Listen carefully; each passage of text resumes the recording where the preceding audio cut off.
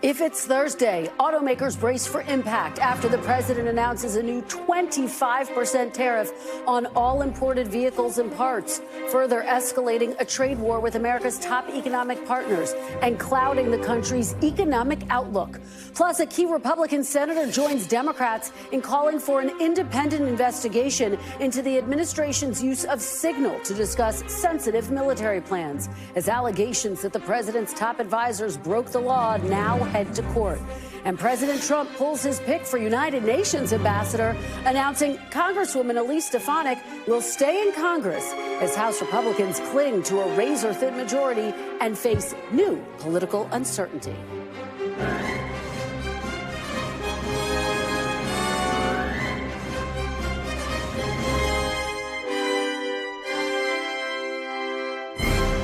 Welcome to Meet the Press Now. I'm Kristen Welker in Washington, where the White House is trying to turn the page amid new fallout over its use of a commercial messaging app to discuss highly sensitive military information. The president looking to shift the narrative back to the economy after announcing sweeping new tariffs on auto companies. A 25% tariff on all imported vehicles and foreign-made auto parts effective 1 week from today. Here he is making that announcement last night. So we'll effectively be charging a 25% tariff. But if you build your car in the United States, there is no tariff. And what that means is a lot of foreign car companies, a lot of companies are going to be in great shape because they've already built their plant. But their plants are underutilized, so they'll be able to expand them inexpensively and quickly. But others will come into our country and build, and they're already looking for sites. White House officials are conceding they do not know precisely how these new tariffs will be implemented because domestic automakers source their parts from all around the world. And on top of the auto tariffs, a separate batch of potentially sweeping reciprocal tariffs on U.S. imports will be taking effect next week as well. The president's repeated escalation of tariffs and tariff threats are creating economic uncertainty and prompting concerns of worsening inflation. But despite that, the president's supporters are largely signaling a willingness to let his policies play out. In the latest installment of our Deciders Focus Group, we heard from African-American men who live in swing states and voted for Donald Trump in 2024. The group was a mix of independents, Democrats, and Republicans, and nearly all of them remained staunchly with the president, despite mixed views of his economic agenda. I really believe in my heart that Trump being a businessman, he's going to get these prices and the economy where it needs to be. He has a point to prove, and he loves to do that. And I believe he's going to get it to where it needs to be. I think he needs to pace himself. He's going too fast, and he's doing too much at a fast pace and not allowing the economy to catch up. And I think it's just the first time I've seen a president go so drastic so quickly, so I think the grand scheme of things, it could turn out wonderful, but it also could not. These tariff wars, one day he's going to do tariffs, one day he takes it back and gives them another date, causes the stock market to go down a lot in the recent week or so. Sure, he's a businessman, but keep in mind he's also had several failed businesses. So maybe there's some horizon on the, sun on the horizon on the other end. But right now it's painful because the tariffs do go in effect. They will be eventually passed on to the consumer to pay more. So we'll see. He has his hands in so many different things. It's like I can wait till he get to the 6-month point. Then I'll start worrying. It's only been 2 months, so it's a lot of things on the table. It's a lot of mess to clean up. It's a lot of stuff that needs to be done in order for that to happen. As far as the inflation and the, prices going up with the tariffs, I believe the plan may be for it to balance itself out with those jobs being available here. Maybe not immediately, but, as time goes on, I believe that would be the end goal. Always so fascinating to hear from the voters. NBC News senior White House correspondent Kelly O'Donnell joins me now. Also with me is NBC News business and data correspondent Brian Chung. Kelly, let me start with you. The president pressing forward with reciprocal tariffs next week. He's calling this Liberation Day. What can you tell us about the timing of yesterday's announcement and what we're anticipating next week?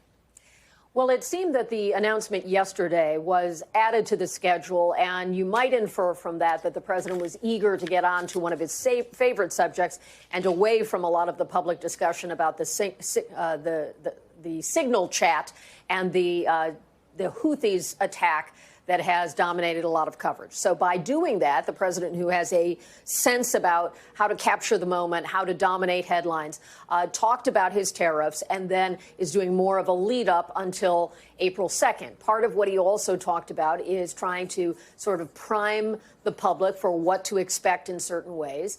And at the same time, talking about how this could change in the long term, especially for the automobile industry. He made reference to the fact that there are some factories that are in the United States that are underperforming their available capacity or could be plussed up to do more.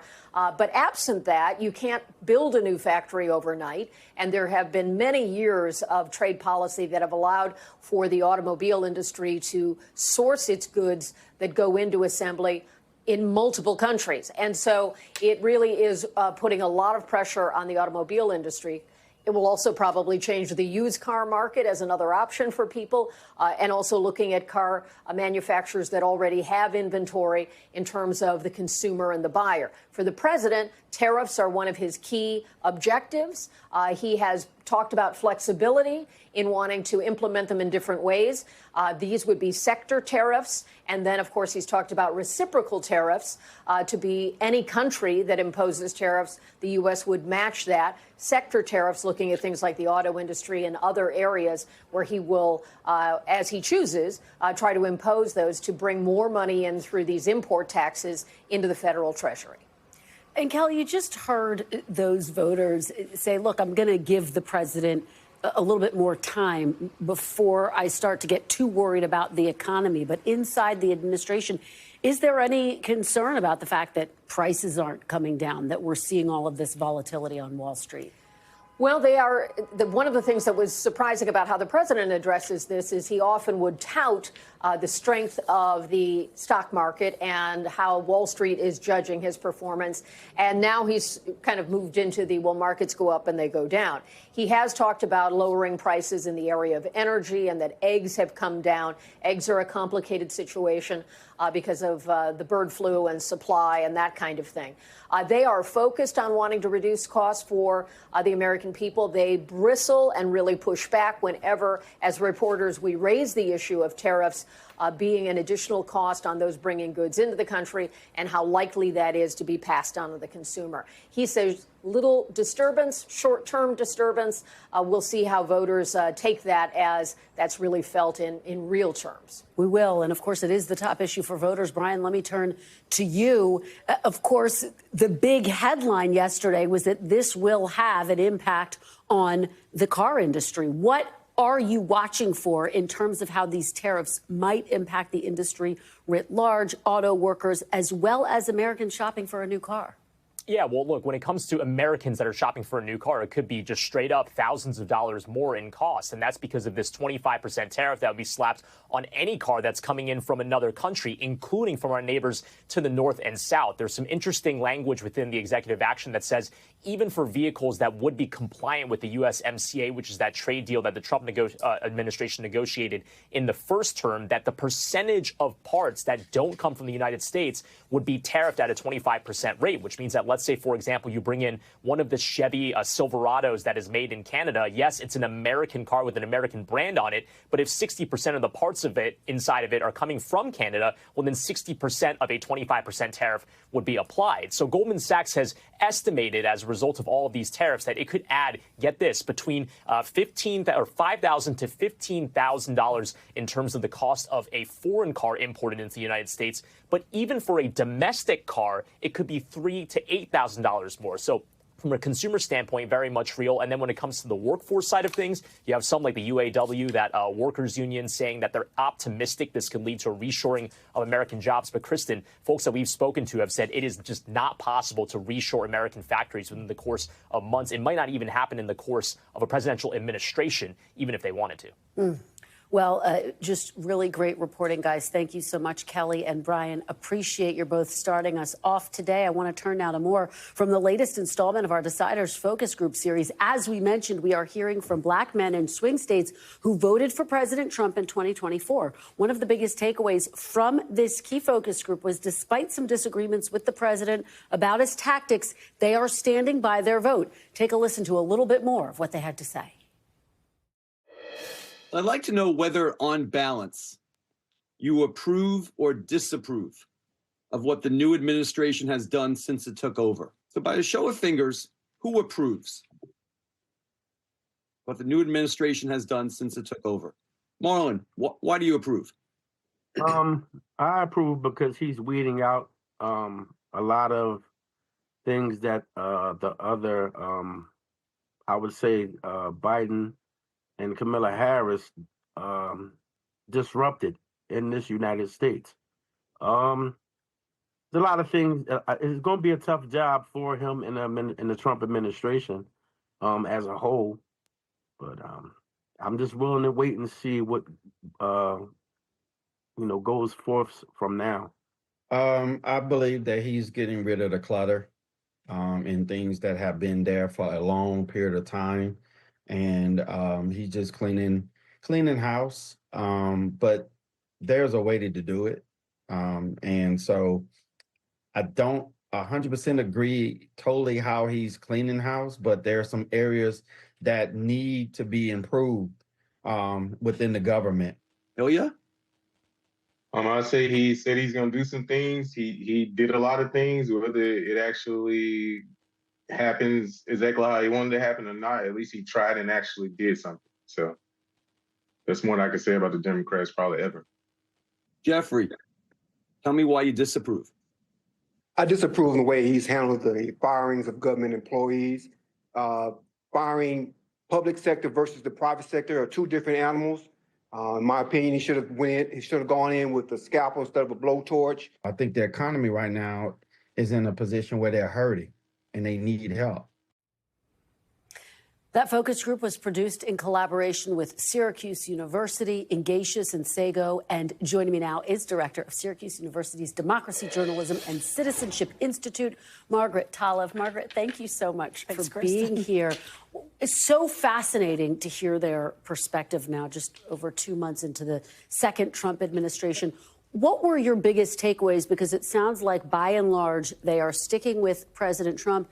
They're saying, look, we want to give him a little bit more time before we make judgments about one of our biggest issues, which is the economy. That's right. And I think it's important to underscore that this is a very niche group of voters. Yeah. This doesn't necessarily represent the overwhelming majority of black men in America or African-American voters in America, but it represents an important segment because this is a segment that President Trump and his team have targeted and said, the Democratic establishment has taken these voters for granted for too long, and there are a lot of men in this country who think that the Democratic Party got too woke or is focusing on the wrong issues or isn't decisive enough. And this survey tells us he is right about a slice of that electorate. More than overwhelming support for Trump, what I heard that was so interesting was just the total disillusionment with these voters, with the Democratic Party. I mean, they were asked at one point, what would your advice be to the Democratic Party about how to reconstitute? And like one said, quit. And everyone else on the panel started laughing. So they're really, for many of these voters, what the elements that were drawing them towards Trump or helping them to have more patience with Trump were cultural, much more than they were substantive. They liked the idea of his brand of masculinity or decisiveness, the way he packages that kind of messaging. It resonated with them. And they just don't trust Democrats because they say, well, my pocketbook really hasn't gotten better. Democrats have had a long time to do it. I want to that point, I think we have more sound on what they have to say about the Democratic Party, exactly what Margaret is talking about. Let's listen, get more of your reaction on the other side.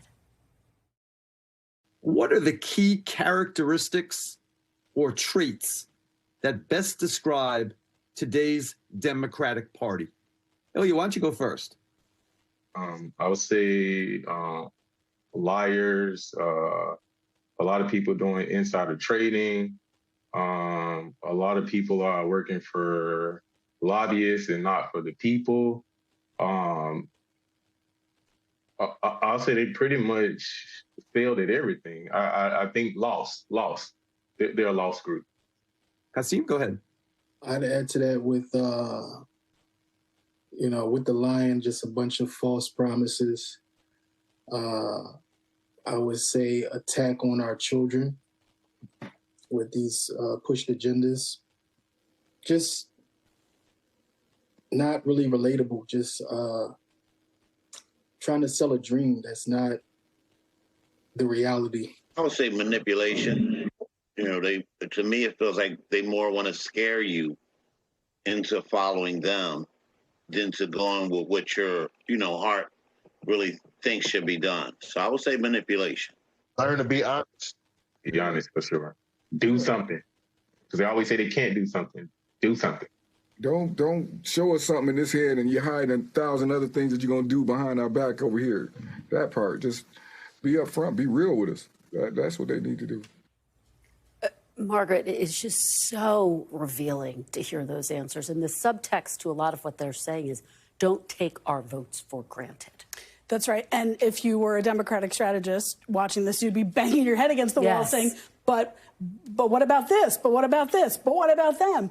But what's important to remember, some of their criticism is coming from their personal experience, the way they have perceived the political system, right? And part of it is coming from the way they consume media. And many of the men on these panels get a lot of their news or information from social media. And the depth of knowledge on the substance of some of these issues, what is Doge doing? Do you know what's Elon Musk doing? Do you know what Trump is doing on XYZ? The knowledge is not deep and specific. It's a lot of buzzwords, memes, things they've heard. And so some of this is if your news intake is an algorithm that reinforces certain messages and leaves other messages out, that will be the way you understand an issue. But some of this is not that. Some of this is their lived experience and their frustration with what is default assumed to be the party that should have been representing them all along. And that's a very real thing, and I think worth listening to. Margaret Toliver, it is always so informative and fascinating to have these discussions with you and to hear from these focus groups. Thank you for being here in person, my friend. Great to see you. You too. Coming up, new calls for an independent investigation into the sensitive military plans discussed by top White House officials on Signal. As a judge begins to hear a case about whether laws may have been broken. We're live at the Pentagon with the latest fallout. Plus, President Trump's surprise move pulling the nomination of his pick for ambassador to the UN. Congresswoman Elise Stefanik out of concern that Republicans could lose a seat in the House that they won by more than 20 points. Stay with us. We'll delve into all of it. You're watching Meet the Press now.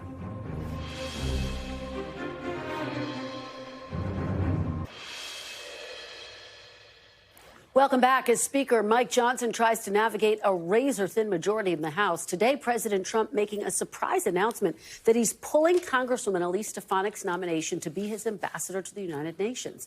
In a post on Truth Social, President Trump defended his decision to pull the nomination, writing, quote, "With a very tight majority, I don't want to take a chance on anyone else running for Elise's seat." He went on to say, therefore, Elise will stay in Congress, rejoin the House leadership team, and continue to fight for our amazing American people.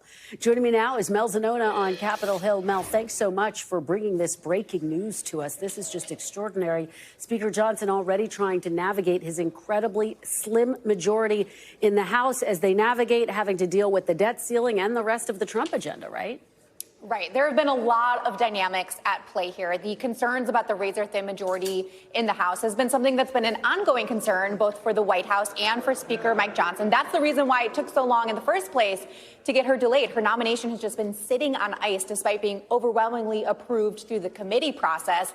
But the thinking had always been that once they get these two Republican seats back next week through a special election, that they would be okay. They would be able to afford to lose Elise Stefanik. But that thinking has really changed in the last few days, and there's a few reasons for that. Number one, there has been concerns about at least one of those special election seats in Florida, the 6th district. The candidate there, Randy Fine, has been massively outraised by the Democratic opponent. Some polling has showed a tighter than expected race, even though Trump won that district by 30 points.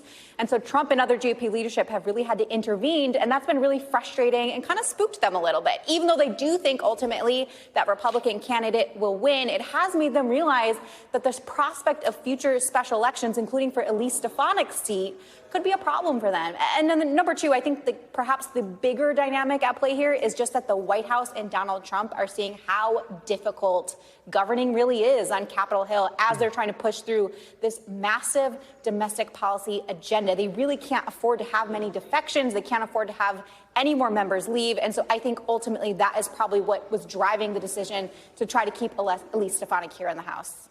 All right, Mel Zanona, thank you so much for bringing us that update. We'll continue to track all of the twists and turns from Capitol Hill. Appreciate it. And right now, a judge right here in Washington is hearing arguments in a case brought by a government watchdog group accusing President Trump and Trump administration officials of violating federal records laws when they used the messaging app Signal to discuss highly sensitive military plans. Notably, the judge overseeing the case is Judge Boasberg, who you might remember blocked the administration's efforts to invoke wartime powers to deport alleged gang members. Boasberg's ruling in that case prompted intense backlash from the president and his allies, including calls for Boasberg's impeachment, calls which were rebuked by the Chief Justice of the Supreme Court. The fallout from that Signal group chat national security blunder isn't just playing out in the courts. Today, the top Republican and Democrat on the Senate Armed Services Committee called for the DOD Inspector General to investigate the incident and determine whether the department's classification and declassification policies were adhered to. Yesterday, while speaking to reporters in the Oval Office, President Trump appeared open to an IG investigation, saying, quote, "It doesn't bother me." Joining me now is Courtney Kube at the Pentagon. So, Court, there are growing calls for Secretary Hegseth to potentially step down. President Trump fiercely defending him. What's been the reaction inside the Pentagon? Yeah, well, Secretary Hegseth himself has been completely defiant about this issue every single time that we've heard from him. He's been on the road all week. He's now in Guam. But we don't expect his message to change. Now, privately, there are people who are starting to quietly talk about the fact that the information as released by The Atlantic is clearly information about an attack plan. It is detailed times and the types of platforms that were being used, the times that bombs would be dropped. That is the kind of information that would be considered mission planning or attack plans, whatever you want to say. When you put that information together in advance of an operation, it would be considered of at least a secret nature, according to DOD policy. And there are people here who are quietly saying, you know, if one of us did that, we'd be getting in trouble. So I'm wondering if that's going to bubble up. But as of now, it's very anecdotal, Kristen. We do not expect Secretary Hegseth's message to change at all. Now, there is one other piece of this that we keep hearing from the Secretary, and this seems to be a pretty consistent message coming out of this administration. And that is the fact that, look, no matter what happened here, this was a successful operation. Well, keep in mind, the idea of classified information, the disclosure of it, it is not necessary for that information to cause harm in any way, for it to still be unlawful or illegal for someone to provide that information in an unclassified setting or to make it public in any way. That is not one of the standards that the information actually causes harm. So we'll see if they keep making that argument or not. But so far, that is one of the ones that the Secretary of Defense continues to say. Well, I know the scrutiny continues to mount, and we do have new reporting about a DHS staffer facing serious punishment for accidentally adding a reporter to a group email. What can you tell us about that? Yeah, I mean, this reporting just coming out from our colleague Julia Ainsley, I mean, the timing is pretty remarkable here. So this is a case of a Department of Homeland Security staffer, longtime employee, who admitted to colleagues that she accidentally added a journalist to some sort of a message chat that included information about an upcoming ICE operation, unclassified information about an upcoming ICE operation. She was placed on administrative leave and just notified this week that she would be losing her security clearance. So, I mean, let's put these cases one by another. Not classified information on this chat. It appears that this person, self-identified as having been doing this. The person was put on administrative leave after this happened.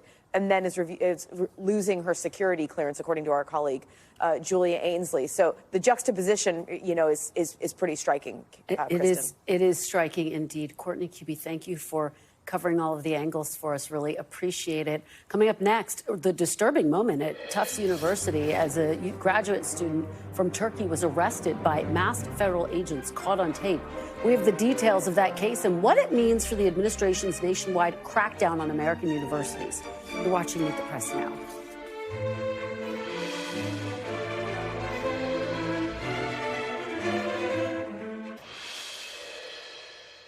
Welcome back. It's becoming a recurring theme in the first months of the Trump administration, sweeping layoffs at government agencies. Today, it's the Department of Health and Human Services announcing that 10,000 more full-time jobs are being eliminated in accordance with the president's executive order to implement DOGE cuts. When today's layoffs are combined with the other cost-cutting initiatives being implemented, HHS says the agency's headcount will be reduced by 20,000. These new cuts will come across multiple agencies. 3,500 jobs will be eliminated at the FDA, 2,400 at the CDC, 1,200 at the NIH, and 300 at the Centers for Medicare and Medicaid Services. HHS tells NBC News that the jobs eliminated at the CDC include those focused on global health, domestic HIV prevention, and also gun violence. Joining me now on set is NBC News health and medical reporter Berkeley Lovelace to break all of this down. So, Berkeley, what can you tell us about the cuts to HHS? Yeah, so I can say most agencies are going to be impacted. I've previously reported that the HIV prevention division was going to be cut, but there's going to be many other programs that are going to be affected. So these are agencies that cover approving drugs, providing health insurance, fighting infectious diseases as well. Many of these agencies are also going to be consolidated as well. And so right now, the Trump administration is saying that these cuts are going to be fine, that this will save the U.S. money and that there won't be any disruption in services. We also have a clip of Secretary Robert F. Kennedy Jr., where he says we can do more with less. I want to promise you now that we're going to do more with less. No American is going to be left behind. Our key services delivered through Medicare and Medicaid, the FDA and CDC, and other agencies will enter a new era of responsiveness and a new era of effectiveness. These goals will honor the aspirations of the vast majority of existing HHS employees who actually yearn to make America healthy. And so it's important to note that there's already concerns from people within the agency. I spoke to somebody at the FDA today who said that there is concerns that this will slow drug and device approvals as well.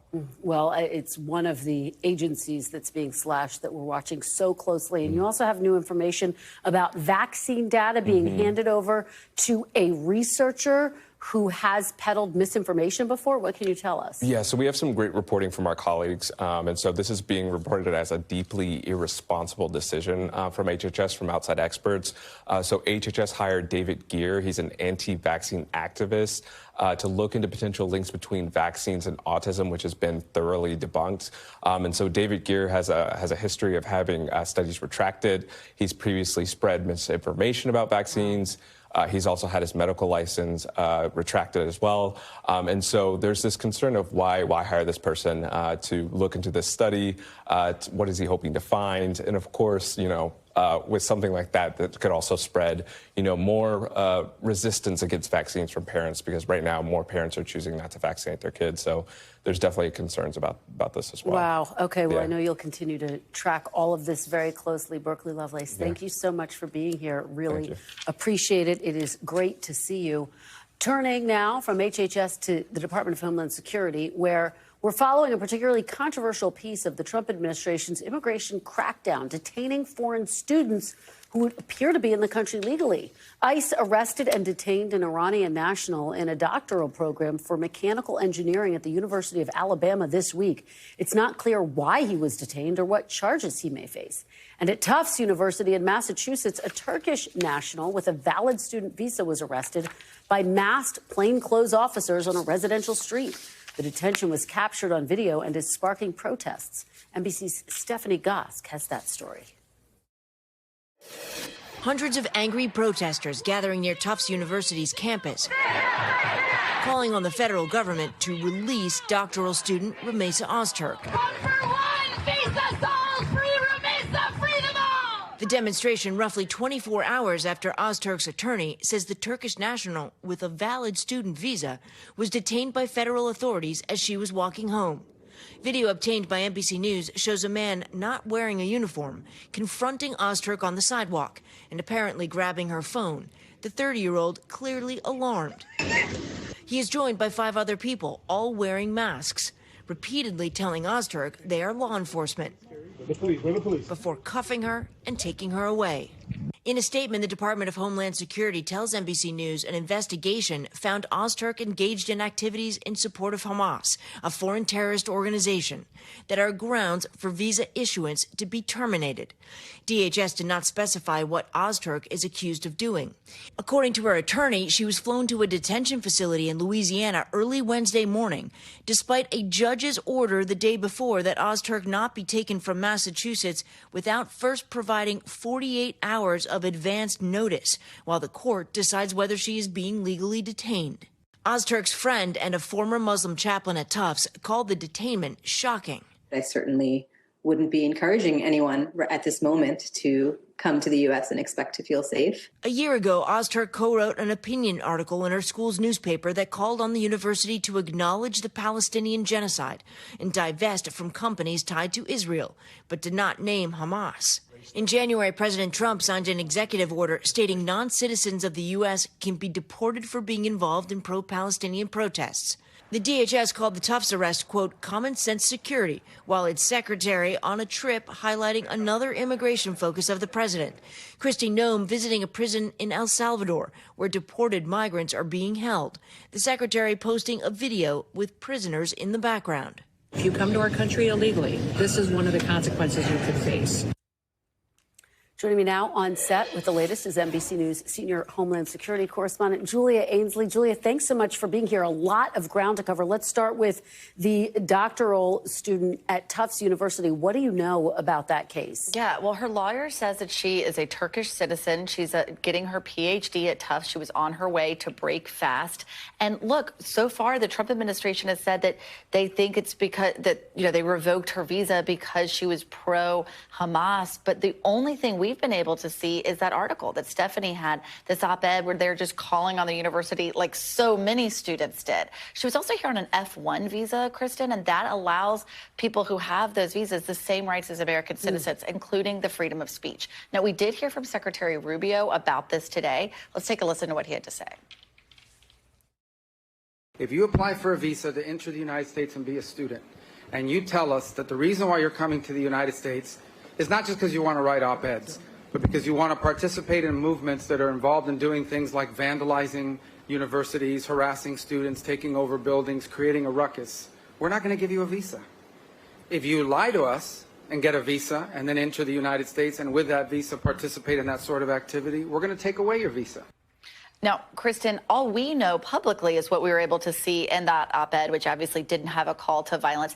If the administration has anything else, we just aren't able to see it. And I will say her lawyer says there have been no criminal charges filed against her so far. Wow. And you're tracking cases at some other universities? That's right. I mean, the major university we've seen so far is at Columbia. Of course, this all kicked off with the detention of Mahmoud Khalil. There are now others who have been taken to that same Louisiana detention center, including the woman at Tufts you just heard about. I also spoke last week with a Colombian student who was a doctoral student as well, 6 months away from completing a 5-year doctorate degree, and she fled to Canada. She says ICE knocked on her door many times, and she actually called on the university to do more. Universities are in a tough spot here. They're trying to tell students, don't open your door unless there's a warrant. You can appeal to campus police. But a lot of these students are feeling really afraid, and like we saw in some of the cases, they're actually fleeing the country. Yeah, the video is just so remarkable and disturbing, as we said. We know President Trump, in a separate piece of his broader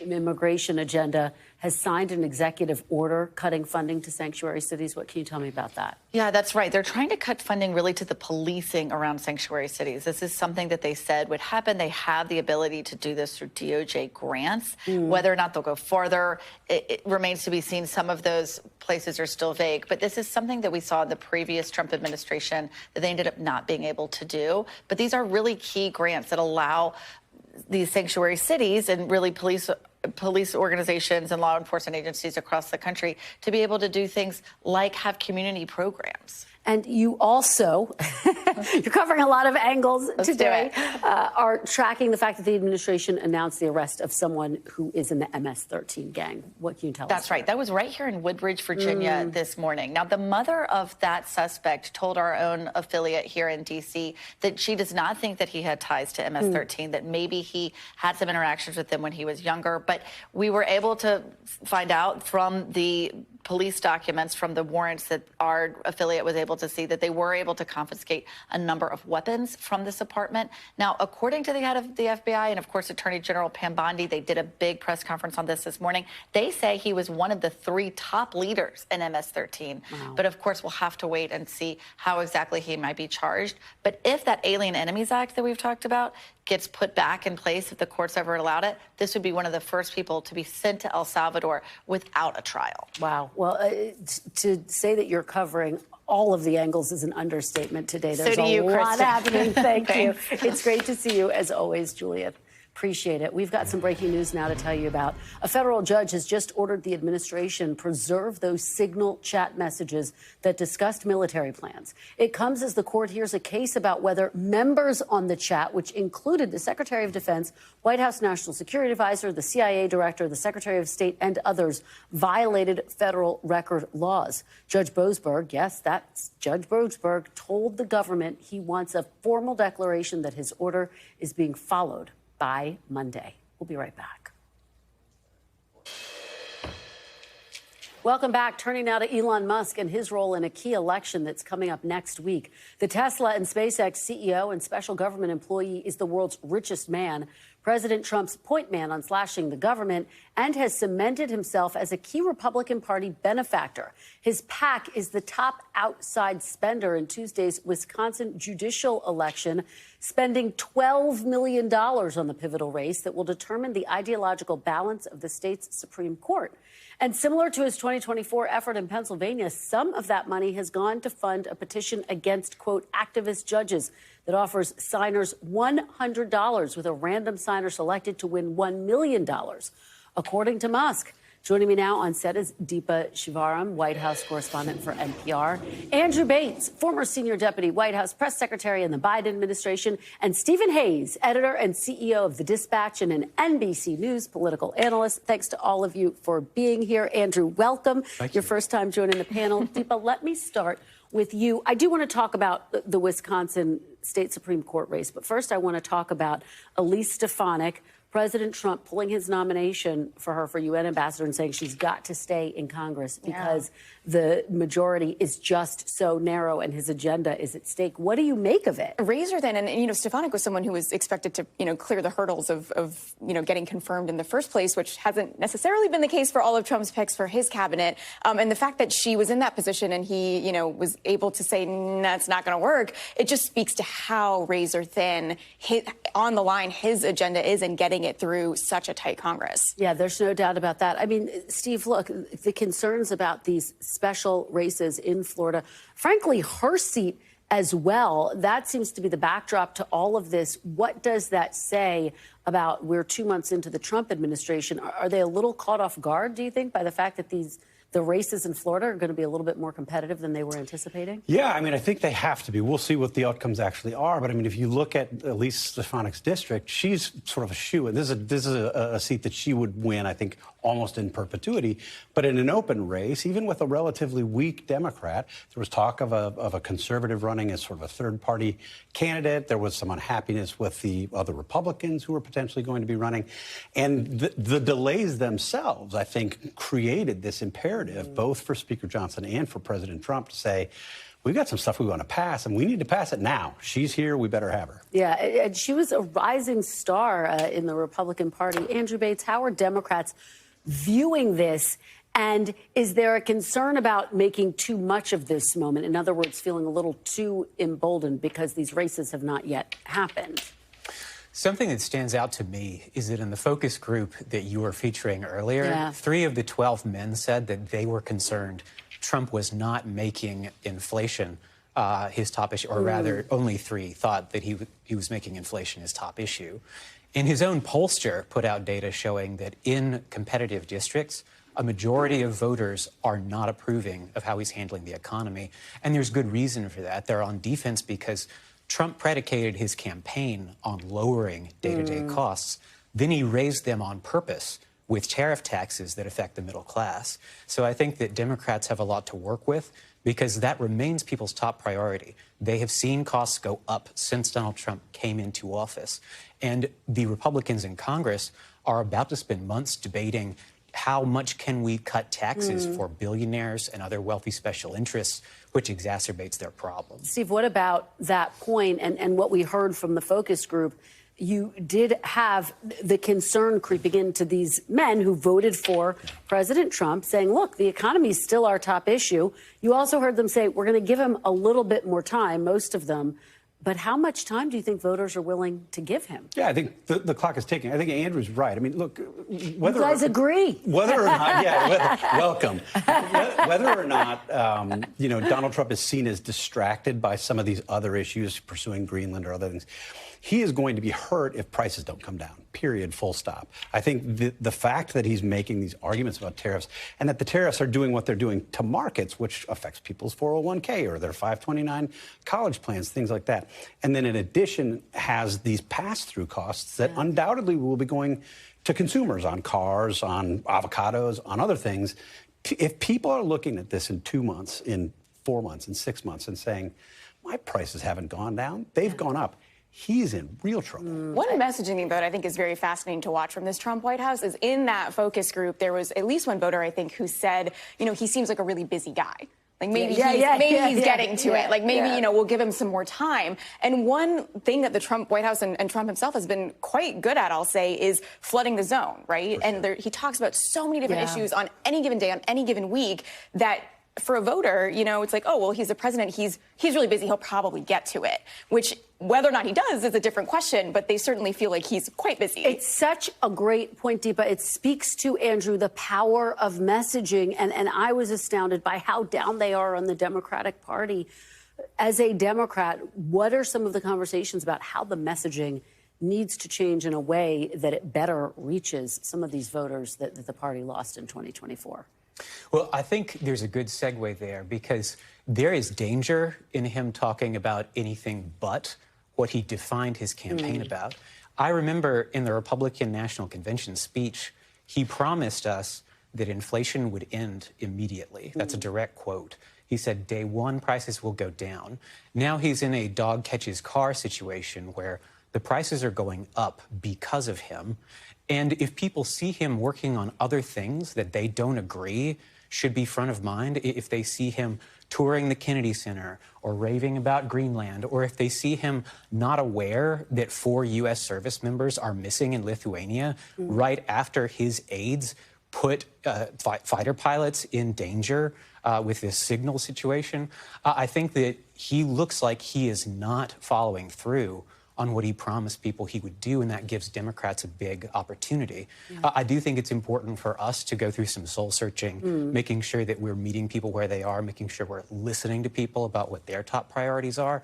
But their top priority, including in the focus group that you showed, is they want costs going down, and Trump's making them go up. But those comments, the descriptions that those men gave of Democrats, the adjectives that they used to describe Democrats were devastating, really tough for Democrats. There's a lot to claw from. And I do think that, to Deepa's point, that President Trump, by showing this energy and doing so much, has a pretty significant contrast from his predecessor in a way that I think benefits him, even if he's got to answer all these questions about the policy. Well, one of the big tests coming up for both parties in Wisconsin, the state Supreme Court race, Deepa, is it overstated to say, to some extent, this race is a referendum on Elon Musk, who has yet again poured millions of dollars into this race? It is, but I also think it's a referendum on Democrats, too. I think it's a both and, because you see polling. I know NBC has done polling on this. Other outlets have done polling on this, that Democrats are extremely unpopular right now. Is Elon Musk really popular right now? No, absolutely not. But it is, I think, a both and of looking at where the enthusiasm is on both sides and the criticism. Yeah, it's a great point. And to that point, Andrew, let's look at this ad taking aim at Elon Musk. Elon Musk is trying to buy this election with ads that lie about Judge Susan Crawford because he knows Brad Schimmel always helps his campaign donors. We don't need Schimmel's corruption on the Supreme Court. We need Judge Susan Crawford. Andrew, it's a fascinating tactic. I mean, Elon Musk is not president, and yet he's the focus of that ad. Do you think that's smart strategy to make Elon Musk the focus? Well, there are a lot of Americans who are wondering if he functionally is the president. Sometimes I wonder about that myself. But I think it says a lot that voters are speaking out. There are often more anti-Musk protesters at Schimmel's events than there are Schimmel supporters. And people, like I mentioned a moment ago, Democrats need to listen to folks about their priorities. One of the most concerning things this administration has done in the eyes of swing voters is they let Musk rampage through people's private Social Security data. A federal judge told them they had to stop. Then they wanted to remove the judge from office. So I think the amount of power that you see being given to this unelected billionaire by the at least nominal president is something that's going to figure into this. All right, guys, we are out of time. Thank you so much for being here. Really appreciate it. Deepa, Andrew, and Stephen, thank you. And still to come, seeing green, Vice President Vance heads to Greenland as President Trump vows to annex it. We're live in Greenland's capital city next. You're watching Meet the Press Now. Stay with us.